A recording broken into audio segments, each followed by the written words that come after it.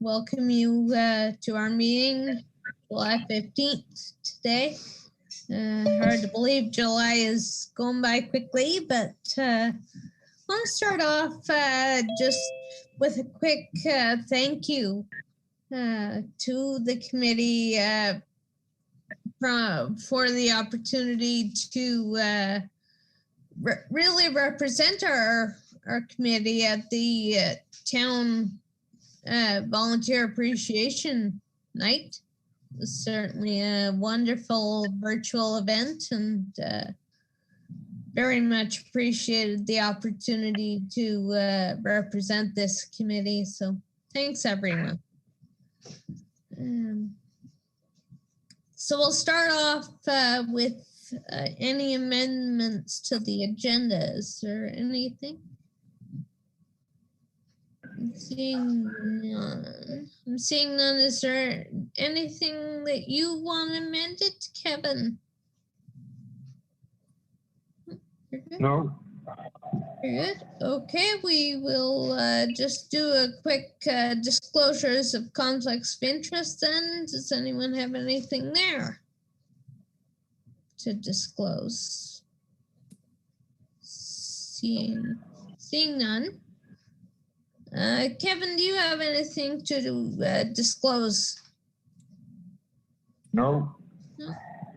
Okay, and Nadine, correct me if I'm wrong, but I'm seeing on my agenda that there's no minutes to adopt today. Does that still stand? No, you're right. There's no minutes for today. Okay. And no delegations today either. No correspondence items today either. We will move on now to our priority issues. And do we still want to go with the second item first? Does that work? Or I think that Dan's on now. Lucy, if you're okay, maybe we'll let him go ahead. Perfect. So now we will welcome Director of Community Services, Art Manhire, and Dan Bojic. Okay. From VG Architects, and they will talk to us about the town hall renovations for phase 3. So gentlemen, I'll turn the floor over to you. Just as an introduction, we have brought kind of preliminary design and implications to council. We got some great feedback from them that we could kind of take away. We've also presented some of the concept plans to the Heritage Committee. So we would like to get your feedback on the accessibility components of the project so that we can still move forward. Our timeline is still to have the consultation completed and design done to the point where we have the tender ready package by early fall at this point. So we appreciate your time, and Dan, I'll let you run with it. Thanks, Art. And apologize for being a little bit late to the meeting. And I'm happy to be here today. This is my first opportunity ever presenting to the Municipal Accessibility Advisory Committee. So that's a great addition to the municipality of Smith Falls. And I think it's a very, very important committee that should have oversight on a lot of these public issues.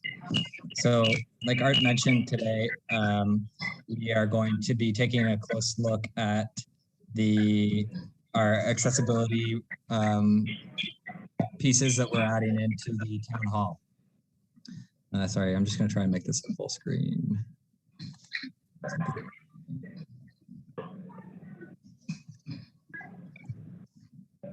So can everybody see my screen? Great. So I'm going to take on a little bit of a tour of the accessibility requirements as per the AODA and OBC and how we're implementing those in our current design.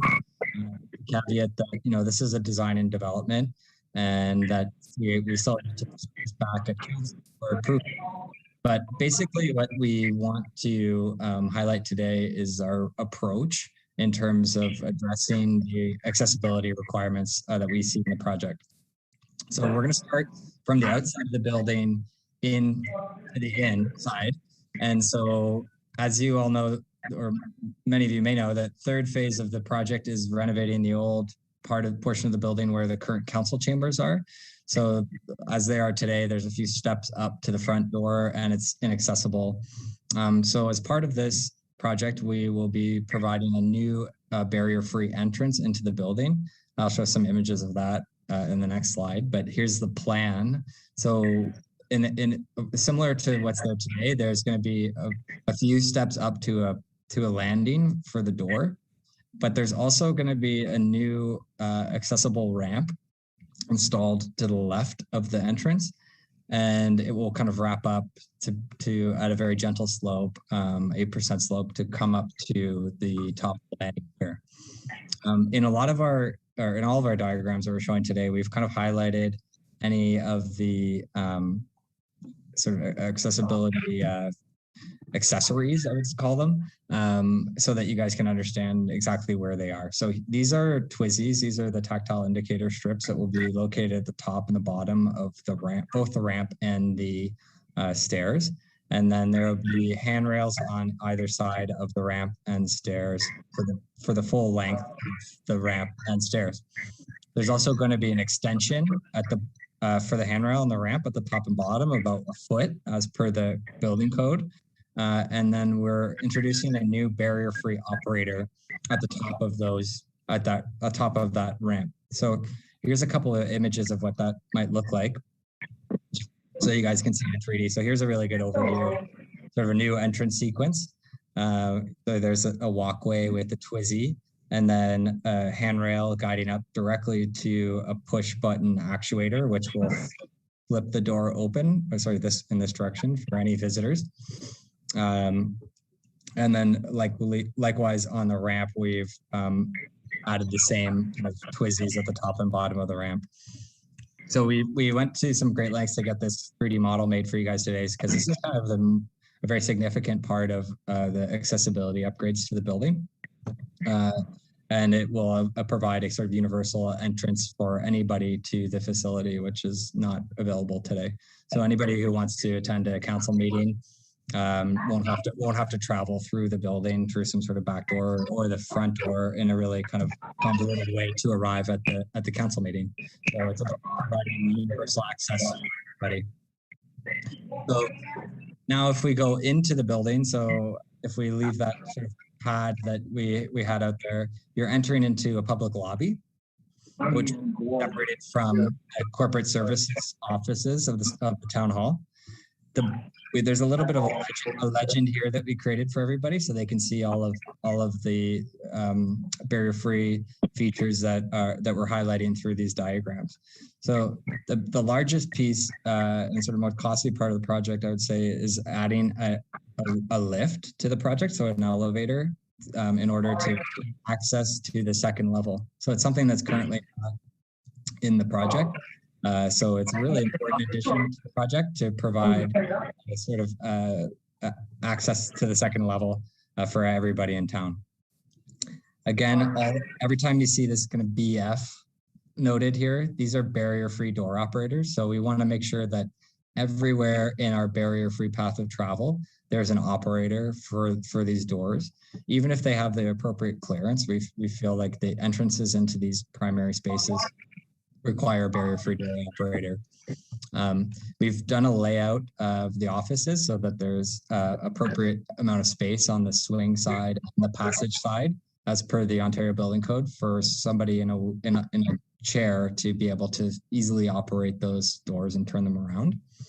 And then there is a small kind of public touch point for an administrator in this section as well, with a desk. And at this stage, we're just highlighting that this desk will be made barrier-free as well. So there'll be a desk at the appropriate height with appropriate knee space for somebody for a building user in a wheelchair. So this is more sort of private functions here. This lobby is a very public function. But the other piece that we're proposing to do is sort of reorient the stairs in order to make them a little bit safer. Currently, there's a set of stairs that goes up to the second level, and there's winders, those are pie-shaped stairs. And so what we're proposing to do is remove those because they are sort of difficult and a tripping hazard for me on days, and have them with a sort of a simple switchback stair. And then likewise, these stairs will also be equipped with a tactile indicator strip at the top and the bottom, and have appropriate handrails and guards all the way up the stairs. So moving to the second level of the building now, and so this is the most important public space, arguably in the entire town hall complex. You could either reach this level by the new lift that we're installing, or by stair. And at the top of the stair, another tactile indicator strip.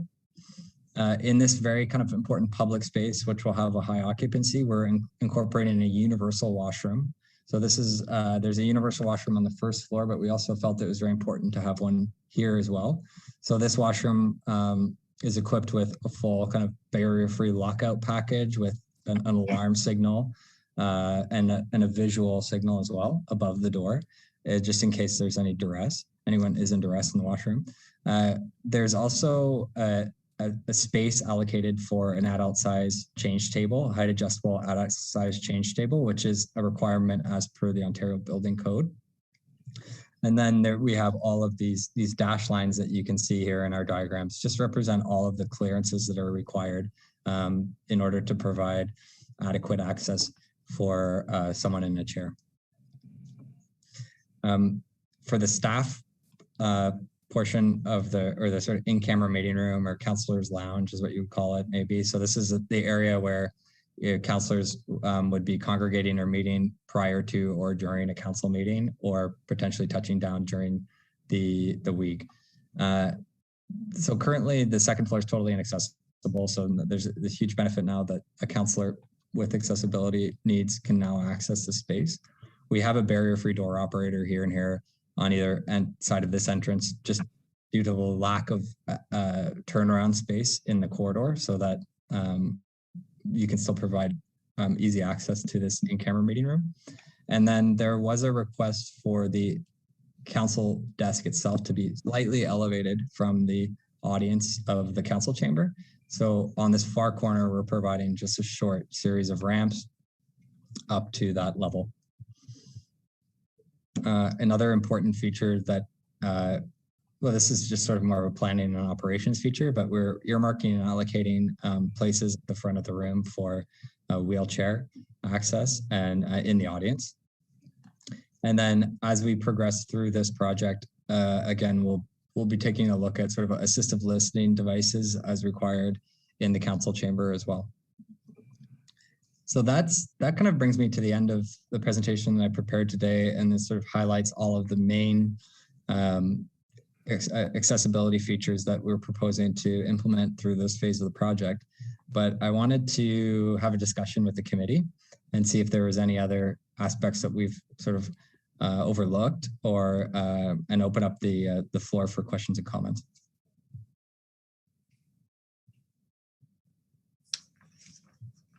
Looks amazing. Thank you. Thanks. Well, thank you for that presentation, Dan. And I'm just going to, I don't know, perhaps Dave, we could move back to not sharing the screen anymore if Dan's comfortable. Okay, so now I can see everybody. Is there any questions or comments or any? Jen? I was just wondering about the orientation, like the way that the front door to the building opens. It seems a little counterintuitive to open it into the ramp instead of the other way. There doesn't seem to be a lot of space for a wheelchair to be on the landing while the door is opening. I haven't seen the space in person, obviously. So yeah, it's a good comment. So the door is set back quite a ways. The door was redone not long ago.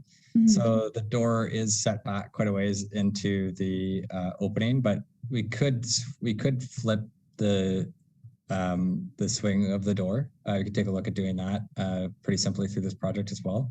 But this we need a clear space at the top of the ramp of sort of 1,670 millimeters squared. So we were able to achieve that here as well. But it does. It's a very good comment, Jen. I think we're operating within the existing context, but I think it might suit us well to sort of flip this and move the barrier-free operator over to this side. Okay, thanks very much. Thank you. Is there any other questions? Councillor Allen. This looks great. I just have a few questions, if that's okay. The first one is, in the ramp, it looked like there was an inset planter going up, or am I wrong? No, yeah, I mean, I'll share my screen again so I can navigate it a bit with you guys here. So these are preliminary, but we thought, Councillor Allen, that it might be nice to, excuse me, just 1 second. So here you can actually, I can navigate around here. Okay. So there's a bit of outside. At first, I thought it was on the side where the wheelchair or walker would be. That's what was my. No. So what essentially what we're just trying to do is that felt like the front of the building was starting to become overwhelmed a little bit with a lot of guardrails, so that it just kind of softens that edge a little bit, and it also changes that changing grade there. It acts as a kind of guard for that changing grade. It's mostly just aesthetic, Councillor Allen, just to kind of. No, I like it. And now that I realize it's on the other side, I just was worried that it was taking space that would be needed for. I'm sure you have it all measured out. The other question, if you don't mind me asking another, is the elevator in its proportion looks small. Is it for one person at a time, or?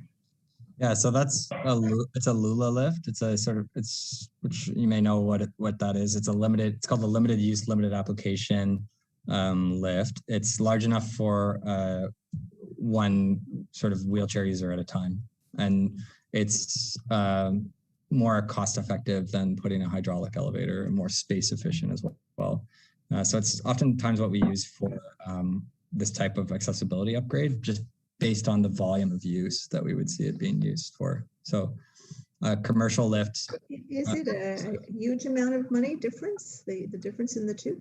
Yeah, it's I've had lifts in my schools and they were very tiny. I hated it because so this is claustrophobic, and when I got on there, one time it stopped and I thought I was going to die on the thing.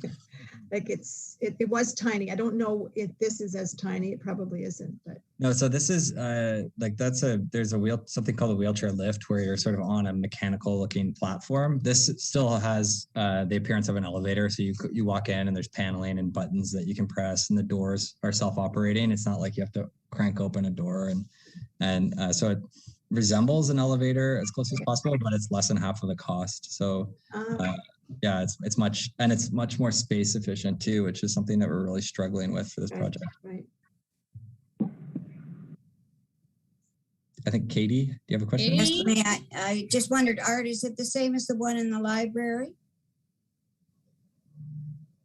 It's not. No, it's not.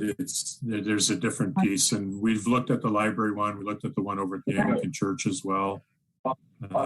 So Dan's been looking at researching what the options are, and this is one. So it's not quite as big as the one at the library. It's bigger. Here, I'll see if I can just pull up a picture of it quickly. You guys. So it's bigger, Dan, you're saying? Yeah. So I'll share my screen again so you can better understand what it is we're looking at. So this is a Lula lift. It really resembles an elevator in a lot of ways. Here, I'll go to the page. So this is actually the company that we use a lot. I mean, we put it out for tender, so there's a couple other companies that are alternates, but a Lula lift is just intended for something that's doesn't have sort of like daily multiple uses. So like in an office building, the elevator is always moving up and down. In the council chamber, it's important to have a lift, but it's not going to be used terribly frequently, most likely. So the difference is that the travel time is a little bit sort of slower, but it really resembles an elevator in a lot of ways. So what you have from the outside is something that looks like that. The doors open, and then you can have these sort of different types of paneling on the interior, different accessories, a callback button. So if it does break down, you patch into a telephone system. And then this is also governed by the TSSA, this Technical Safety Authority as well. So in a lot of ways, it's just kind of like the lift that you have at the library, but it is a lot nicer, and it's a nicer experience for the user. It's not so mechanical, and when you're inside, you don't see the walls moving around you, and it's a lot less hazardous. So it's just a nicer experience. It's a more dignified experience, and it's a perfect application for a project like the town hall, where the volume of use is not going to be sort of like every 15 minutes every day. And we're strapped for resources and space. So it's a great sort of application for this product. Looks great then. Thank you. Well, Councillor McGuire. Thanks, Madam Chair, and thanks for coming out again. And it's really neat to see the 2.0 version, Dan, so thanks a lot. I'm wondering about the lift. Is it the kind, like, are you gonna have to hold the button down, or do we have to have somebody running it during council meetings to get people up and down, or how would that that's what a wheelchair lift is. So if sometimes you get into a shaft, and then you have to turn a key and press the button down, and then there's an operator usually, unless somebody's trained. That's a requirement of TSSA because you can touch the walls around you. So on a Lula lift, you'll be able to just press a button and travel up and down. Thank you. Right. I don't see if there's any other questions. I just had one question for you, Dan. Would there be sinks right inside that washroom, or would they be out in a main area? They're inside the washroom, in the upstairs washroom, yeah. And it's going to be an elongated sink as well, so that there's plenty of knee space below it. And we'll use a gooseneck faucet with paddle style hot and cold levers, so that you can turn them on and off with a closed fist. So that's usually the type of fixture that we'd use in that situation. Awesome. Right, is there any other questions? Kevin, do you have any questions? No. No,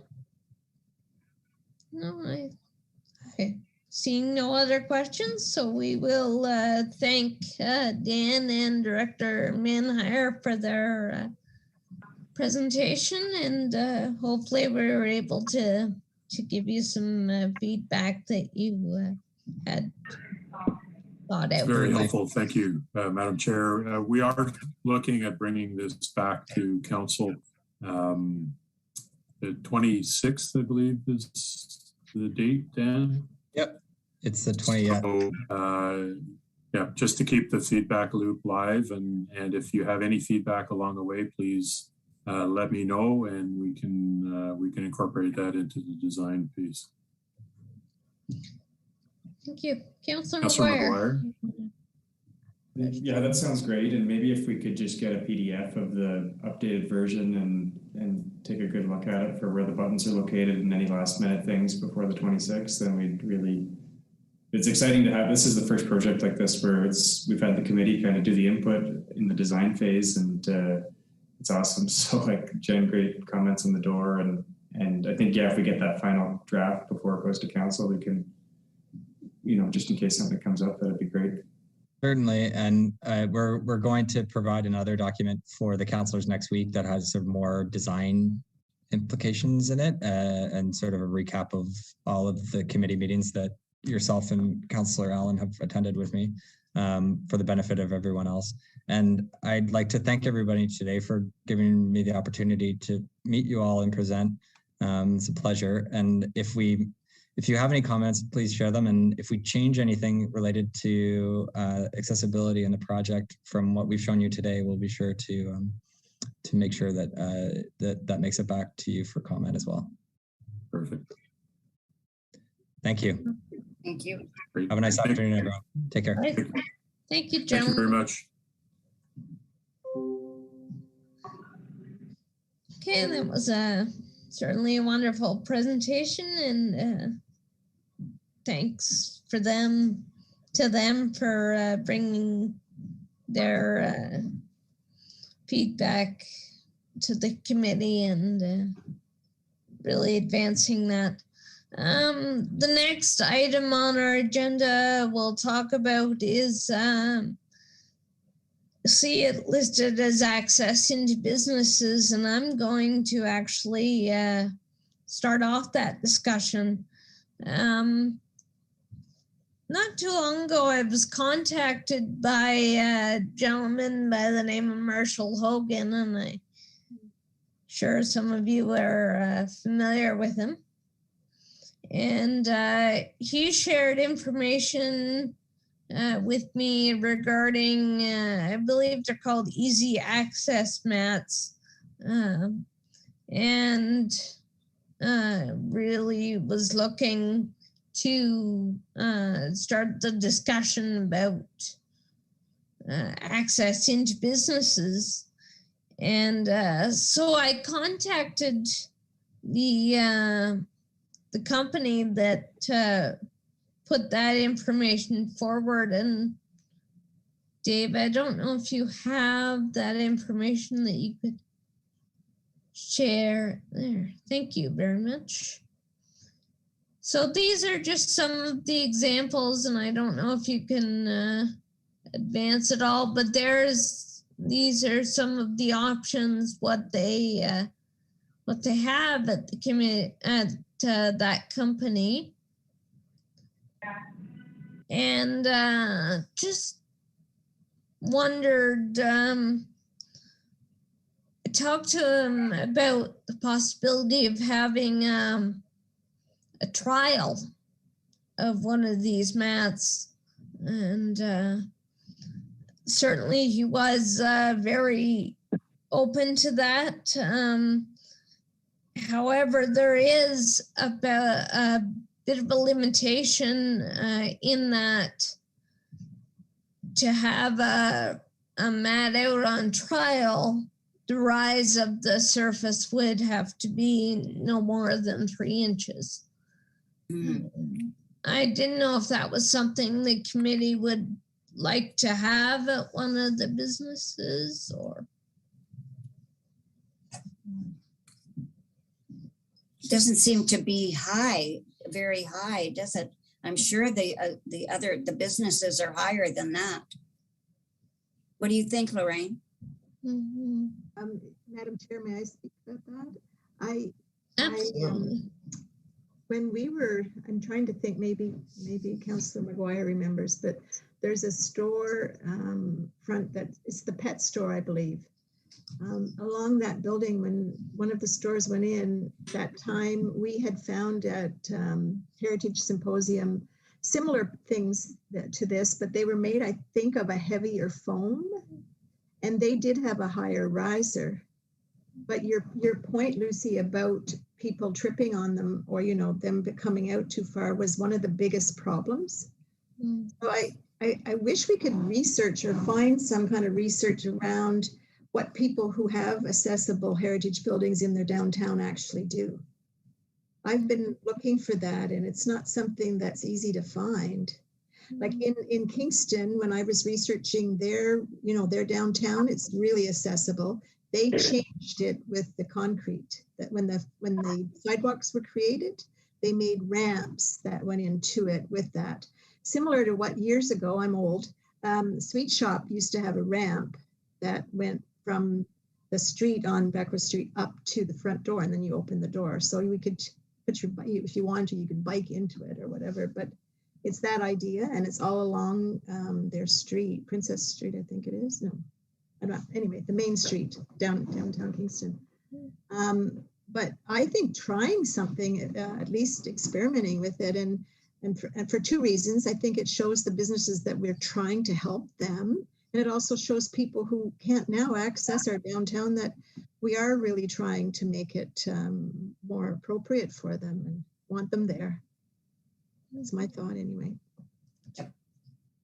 Yeah.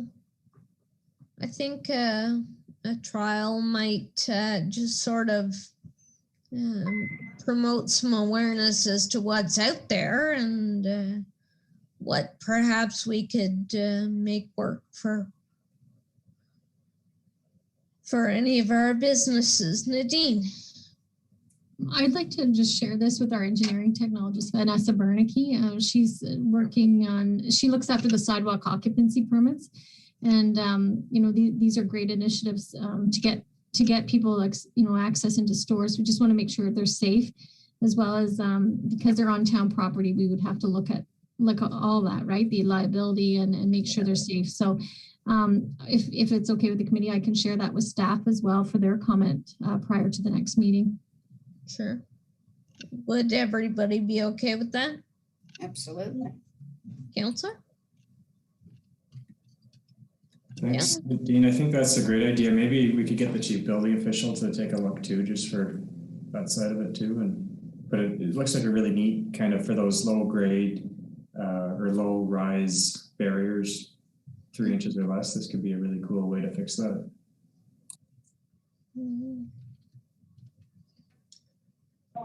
All right. Kevin, do you have any questions or comments? No. No, you're good. You're good. So I think that Nadine, did you have your Dave, our IT coordinator, he has another picture of it that he said that it might just give you another view, like the group as to look at as well. So he's just going to share that now. Absolutely. Oh yeah. So I guess those are other samples that were there. So really gives you an idea of what other things we could have. You can see that different reasons that a mat would be sort of helpful. From, just if you look in the bottom right-hand corner, there's just a slight step. Whereas if you look in the top right, it's a little bit higher. So it really shows the diversity of what they can offer.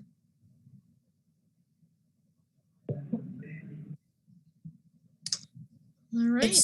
It says 3 lengths are available. That means like from the doorway out, I guess, rather than the height. Yeah, I believe so. Yeah, okay. All right, is there any other questions or comments on any of those? No. Oh, Councillor Allen. Yeah, no, it's just, I don't even know if this is possible, but if we could get a reaction from our building inspector about the buildings downtown that were built so that they've got a step down. When you come out of the front door, you've got windows on either side, and then you go down, you go to the window and you step down, but it's one step. And I've often, when I'm downtown looking at it, thinking, if there was someone that could give us a quote and figure out how, it seems like an easy fix by just taking the concrete that's there, that's poured off, and then making it the incline.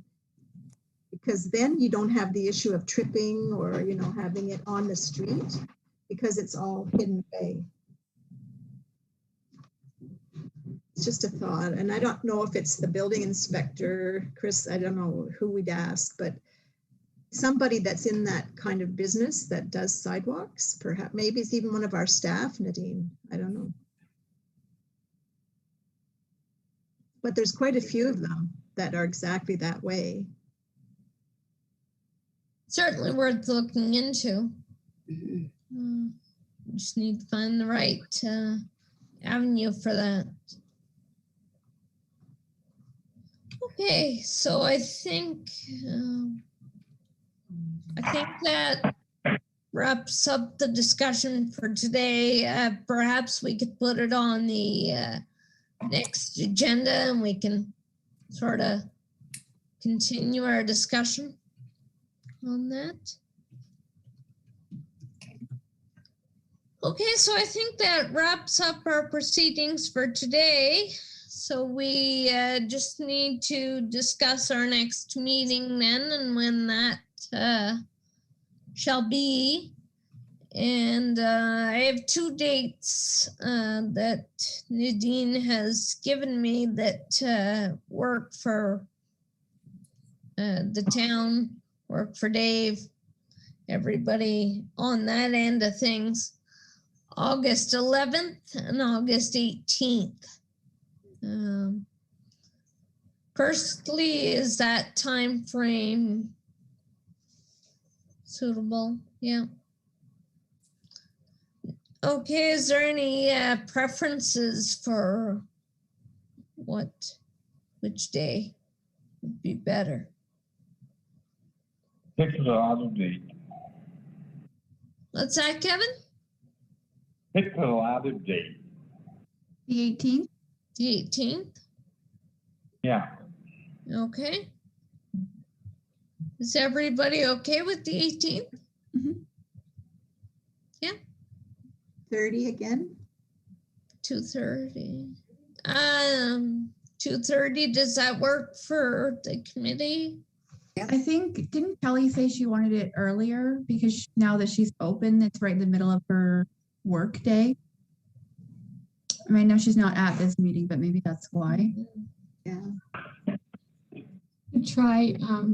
You could try as early as you would like to meet. I think she opens at 10 o'clock. I'm just looking online here, but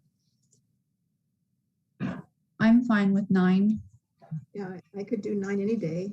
Me Well, too. pretty much any day, not every day. That's, yeah, Mhm. if that's gonna work for her, then perhaps we wanna do that. Councillor McGuire. Maybe if we email for the time and then just, yeah, we can get her, make sure we get something that'll work for her and try to get a full slate. Sure. Good idea. So it would 9 o'clock be okay with you, Kevin? 9 a.m.? Yeah, that's a possibility right now. Is that, 9 better. that work?